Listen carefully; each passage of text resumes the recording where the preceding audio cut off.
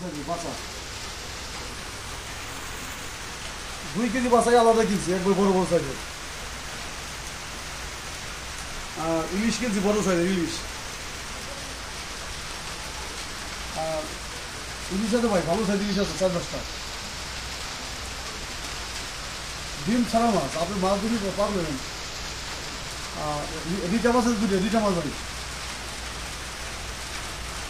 ভাই ভাই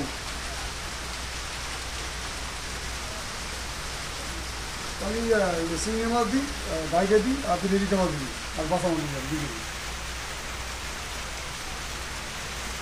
রিটা মাছ দিলে পাগল হবে দেখলে ভাই, লাল টকটকা গোল্ডেন কালার, গোল্ডেন কালার। মাছই আছে 2টা, 2টাই কিনছি।